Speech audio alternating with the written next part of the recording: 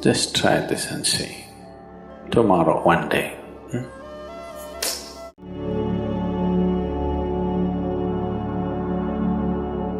Sound is of the surface, silence is of the core. It is only the surface which makes the sound.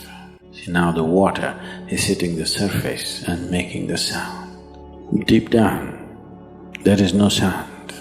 That is so with life. On the surface, it is a very complex mesh of sounds, a maze of sounds happening. But at the core, there is no sound. There is no word for no sound in English language.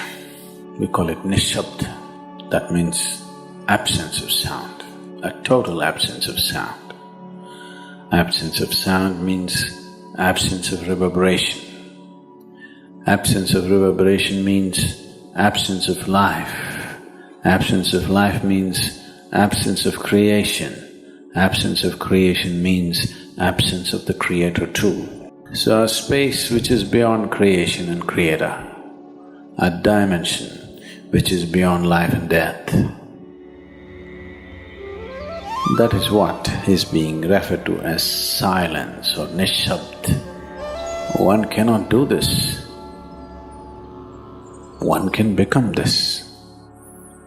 Commonly, there are two words employed to describe this. One is maun, that means you're practicing silence, you're not silent. You shut your mouth and you're remaining in maun. This is not nishabd. Maun means you're practicing silence. If you're practicing something, obviously you're not that. Are you life or are you practicing life? I'm asking you. Are you life or are you practicing life? Practicing life? No, you are life. Maybe not very well practiced, but you are life. Similarly, there is a difference between practicing silence and becoming silence. Practicing silence starts as a certain restriction. But slowly, as one practices silence, one can possibly become silent. One can become silent in intense activity, but nobody can keep up intense activity forever. Moments of intense activity are only moments, nobody can sustain it. You'll expend yourself. Only if you can achieve it in inactivity, it is sustainable. If something is possible only in intense activity, it is never sustainable. In a very intense and ecstatic moment of singing, somebody may become or taste a moment of silence. But how long can you keep it up? Your throat will tear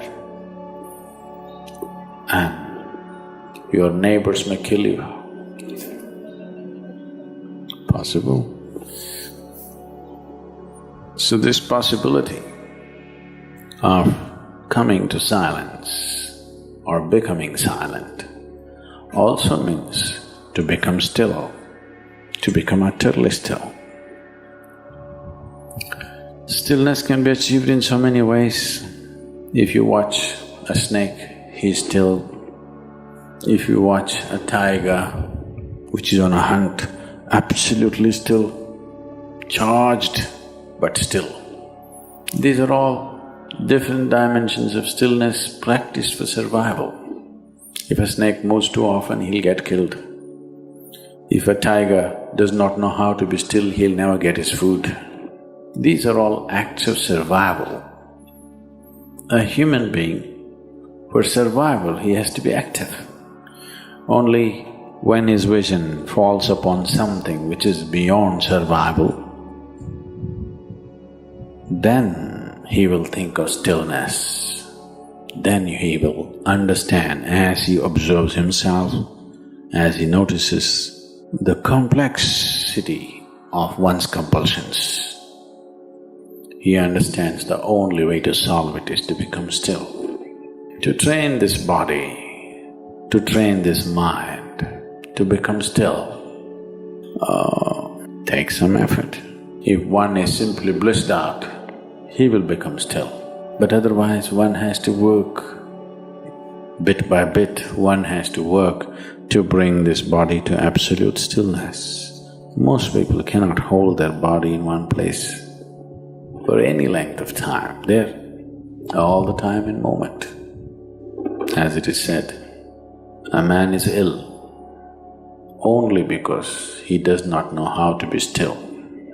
Because in stillness, you are in touch with a dimension way beyond creation. Once one is in touch with that, there is no such thing as illness. If I sit here and the body rots and falls down, still there is no illness, it's just there. Because in fact, when one becomes utterly still, he may not be able to hold on to the body unless he learns the tricks, the mechanism of the body. So why should I become still? Will I lose my body? Anyway, you will lose your body. When the time to lose your body comes, if you want to lose it gracefully, then you must know at least a little bit of stillness. If you want to put your body down like you can put this piece of cloth down, with the same ease, with the same gracefulness, then you need to have some stillness in you. Otherwise, you and your body, you have to be torn apart, which is an ugly thing to do. When you're being torn away from your body, it is an ugly and painful thing to do. Unless you can keep it down, there's no grace in life. So if one has to attain to that grace, at least a certain amount of stillness has to enter your life. For this to happen, a certain level of silence has to enter your life. If right now if it is not coming, at least practicing a little bit of Maum. In an hour, if you're speaking 1573 words right now, how many more? How many words do you spit out in a minute? 1573, you're actually doing that many? I thought that's impossible. Okay, I believe you. So whatever number you're doing, see if you can articulate the same things that you're saying with half the number of words. Suddenly you will become extremely conscious of everything. Right now, our oral diarrhea is happening. If you're doing 1573, it's diarrhea, okay.